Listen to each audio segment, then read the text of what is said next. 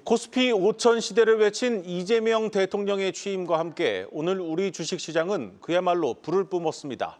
이재명 정부가 예고한 증시 부양책에 대한 기대감에 시장은 환호했습니다.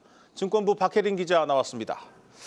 박 기자, 오늘 코스피가 2.6%나 올랐군요. 네, 그렇습니다. 연중 최고치인데요.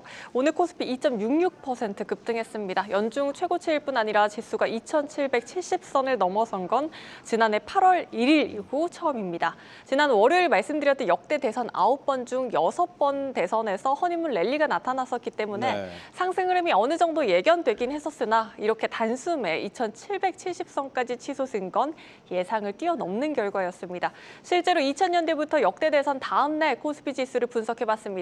보시는 것처럼 오늘 상승폭이 가장 컸습니다. 코스피 지수를 끌어올린 건 외국인과 기관이었고요. 특히 외국인은 코스피 200 선물 지수도 3%나 끌어올리는 모습이었습니다. 외국인의 매수 규모는 현 선물 시장 합쳐서 약 1조 8천억 원 규모였습니다. 미국 고용지표 호조에 상승 출발했던 원달러 환율도 하락 반전에 3.6원 내린 1,369.5원으로 마감했습니다. 아무래도 이재명 대통령이 예고한 정책들, 이와 관련한 업종들이 두드러지는 상승세를 보였네요. 네, 그렇습니다. 이 대통령이 1호 공약으로 내걸었던 게 인공지능 산업의 육성이었습니다.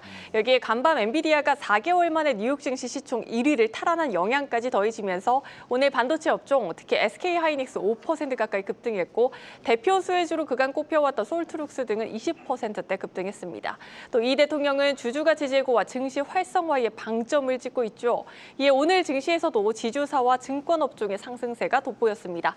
지주사의 최대 관심사는 상법 개정안 통과입니다. 상법 개정안은 지주회사 저평가 문제를 풀 해법으로 증권가에선 지주사 중에서도 일반 주주 환원과 더불어 주요 자회사 실적이 나아지는 LS에 특히 주목하고 있습니다. 오늘 10%대 상승한 SK 역시 지배구조 개선과 주주 환원 확대 기대감 일고 있습니다. 특히 이재명 대통령이 후보 시절부터 코리아 디스카운트를 해소하고 코스피 5천 시대를 열겠다라고 강조하고 있는 만큼 증권 업종도 오늘 힘을 받고 있는데요. 증권가에선 특히 리테일이 강한 키움증권과 신사업 준비가 원활한 미래에셋증권에 주목합니다. 특히 키움증권이 상반기, 미래에셋증권이 하반기 시행 예정인 밸류업 정책에 따른 자사주 매입이 주가 하단을 지지할 것이란 전망까지 나오고 있습니다.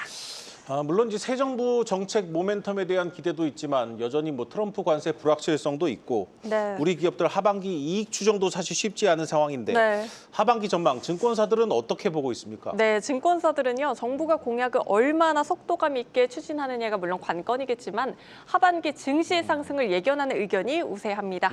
특히 외국인의 매수세가 일시적이 아닌 추세적인 움직임이란 관측이 나오고 있습니다. 국내에선 정치적 우려가 해소되고 트럼프 관세 정책 후퇴, 또 미국 스태그플레이션 우려 완화 기대 등의 재료가 섞이며 외국인 수급이 개선될 수밖에 없다는 논리고요.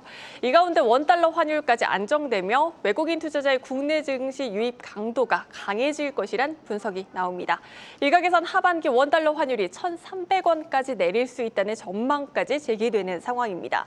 이런 가운데 주요 증권사들은 하반기 코스피가 3천을 돌파할 것이란 전망 잇따라 내놓고 있습니다.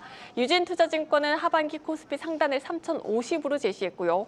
NH투자증권과 한화투자증권, 대신증권 등도 3,000피 내다보고 있습니다.